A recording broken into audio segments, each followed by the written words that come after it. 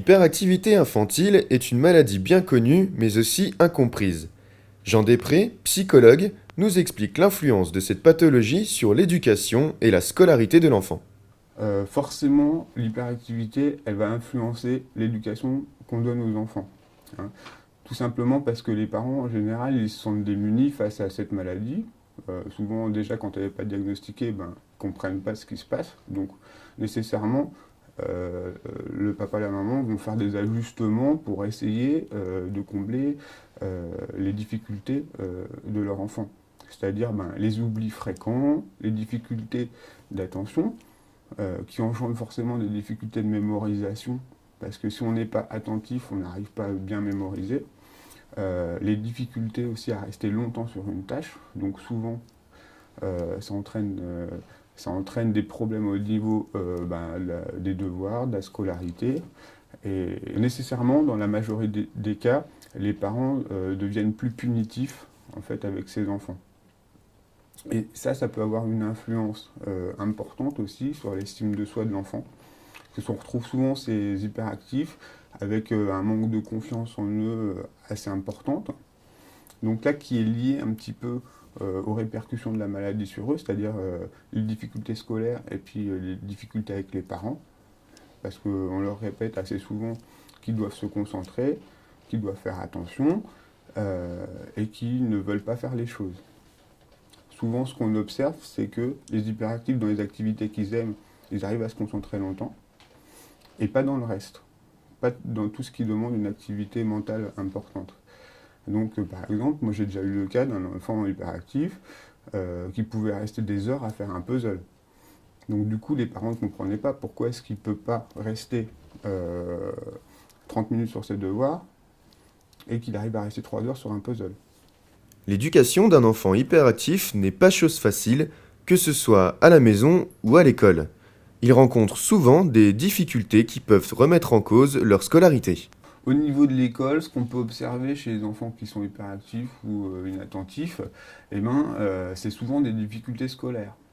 Alors, et le plus souvent, on peut retrouver des fois une dyslexie associée, une difficulté à la lecture, à l'apprentissage.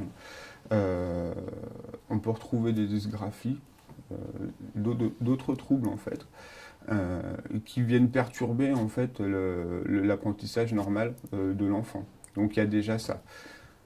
Souvent à l'école, on va retrouver sur leur carnet de notes, dois faire attention, tu dois te concentrer davantage, bavardage en classe, et c'est des enfants qui ont souvent beaucoup de mots. Beaucoup de mots sur leur carnet. Un carnet pour l'année, ça suffit pas. Ouais, il faut racheter un deuxième carnet pour pouvoir mettre tous les mots nécessaires. Ouais.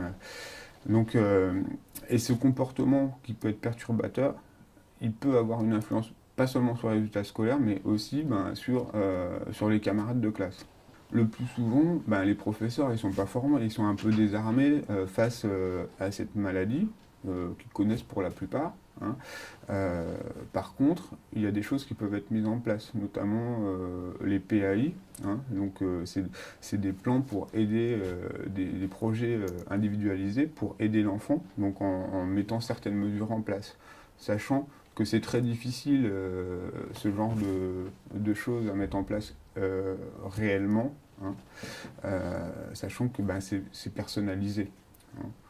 Mais donc dans ce cadre-là, il y a des choses qui peuvent être faites, notamment par exemple, quand on sait qu'un enfant il a des difficultés à se concentrer plus de 20 minutes, ne pas lui demander des devoirs qui vont lui exiger plus de 20 minutes de concentration, ou alors lui permettre de pouvoir sortir pendant un moment avant que sa capacité de concentration soit épuisée, et le faire revenir une fois que ça va mieux. Donc des choses comme ça. Après, il y a les problèmes organisationnels, par exemple, hein, s'il oublie souvent son matériel, des choses qui peuvent être modifiées.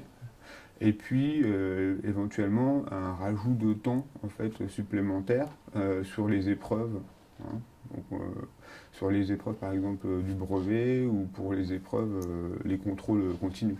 Ce qui peut être intéressant pour les parents qui pensent que leur enfant est hyperactif, ça peut être de contacter l'association qui s'appelle Hyper Super, Donc vous allez trouver ce site sur Internet, hein, et ils ont des bénévoles dans la région qui connaissent des listes de professionnels formés sur cette maladie, donc des psychologues, des psychiatres, et ces professionnels sont malheureusement un peu trop rares. Une réaction? Un témoignage? Commentez ce reportage sur dijonsanté.fr.